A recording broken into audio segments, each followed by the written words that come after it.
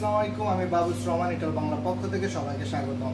আজকে আমি একটা কেক বানিয়ে দেখাবো। এটার নাম হলো ক্রোস্তাতা। ক্রোস্তাতা অনেক ভাবে করা যায়। আমি আপনাদের কাছে দেখাবো নিউট্রেলা দিয়ে। আপনারা অনেকেই আমার আগের যে রেসিপি কেকগুলো বানিয়েছিলাম ওখানে অনেকেই আস্ক করেছেন নিউট্রেলা দিয়ে কোনো রেসিপি করা যায় কিনা। তাই এটা করবো ক্রোস্তাতা দিয়ে নিউট্রেলা। আসুন আমরা কিভাবে করতে হয় এটা দেখে নিই। আমরা যে ডোটা কিভাবে বানাই সেটা দিয়ে আমি আগে আপনাদেরকে দেখিয়েছি। এটা লিঙ্কটা আমি ডিসক্রিপশন বক্সে দিয়ে দিব। এটা দিয়ে আমি বিস্কিট বানিয়েছিলাম। এই ডোটা দিয়ে আপনারা অনেক ধরনের কেক করতে পারেন, আপনারা অনেক ধরনের জেলি দিয়েও কেকটা বানাতে পারেন। আর আমি আজকে আপনাদেরকে দেখাবো কিভাবে কেকটা বানাই। এটা একবার বানানোর পরে এটা আপনারা ফ্রিজে রেখে দিবেন এবং আপনারা যখন কেক বানাবেন মিনিমাম 1 ঘন্টা আগে বের করবেন। এখন আমি নিচের পার্টটা করব আর উপরের জন্য অর্ধেকের একটু কম রেখে দেব ডিজাইন করার জন্য। এবার একটা কাগজ নেব নিচে আর একটা উপরে নেব।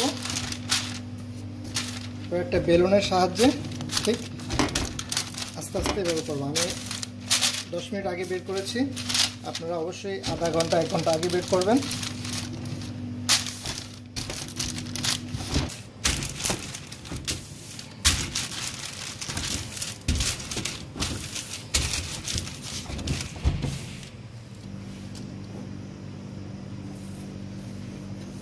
এখন এটাকে গোল করে এভাবে কেটে নিব। এখন আমি একটা কেকের ট্রে নিব গোল।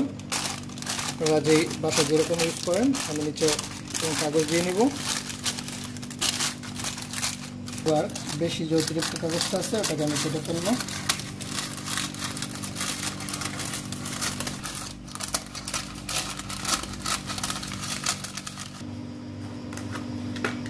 আমি এখন এই নিউট্রেলাটাকে সাথে দিয়ে দিব।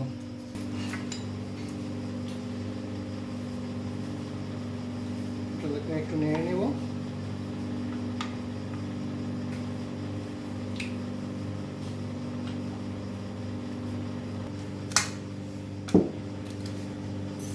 আর এভাবে নিউট্রেলাটাকে আমি চারপাশে ছড়িয়ে দিব।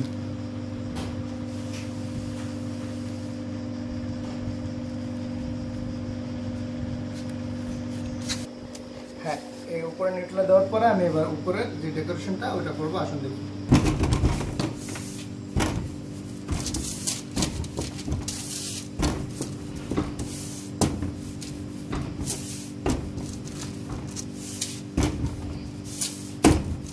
এরকম পাতলা করে বেলার পরে আমি এখন এটাকে এভাবে কেটে নেব। এটাকে আমি ফ্রিজে 10 মিনিট ডিপ ফ্রিজে রাখবো। এখন যদি তুলতে চাই এটা ছিঁড়ে যাবে এবং খুলে যাবে, তাই এটাকে আমি 10 মিনিট ডিপ ফ্রিজে রাখবো। পরে আমি আপনাদেরকে দেখাচ্ছি কীভাবে এটা ডেকোরেশন করতে হবে।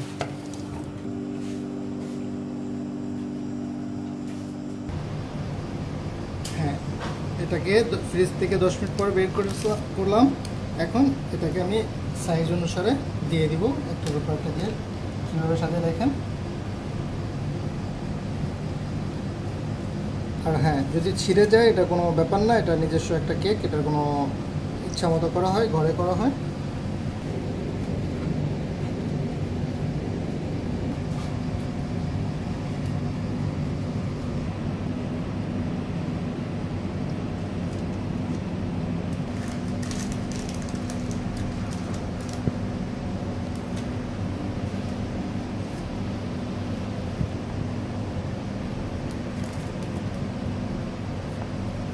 হয়ে গেছে ডেকোরেশন করা। আপনারা আপনাদের ইচ্ছা মতো করতে পারেন, আপনারা আরও ফাঁকা করে করতে পারেন। মেন কথা হলে এইভাবে একটা দিবেন, দেওয়ার শেষে আবার এইভাবে একটা দিবেন। অনেক ধরনের ইয়ে আছে, আপনারা আস্তে আস্তে জানবেন, আমি আরও দেখাবো। এখন এটাকে আমি 30 মিনিট বেক করবো 180 ডিগ্রিতে।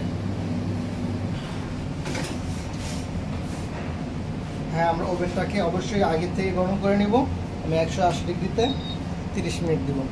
আমার ওভেন থেকে বের করার পরে এই অবস্থা। আমি একটু ঠান্ডা করে নিয়েছি। আর আপনাদের যদি এই রেসিপিটি ভালো লেগে থাকে অবশ্যই লাইক অ্যান্ড শেয়ার করবেন। আর এটা হলো একজনের জন্য আমি রেডি করেছি। আশা করি দেখা হবে নেক্সট ভিডিও রেসিপিতে। সেই পর্যন্ত সবাই ভালো থাকবেন, সুস্থ থাকবেন। আসসালামু আলাইকুম। সবাইকে ভালো কাজ করার জন্য সহযোগিতা করবেন।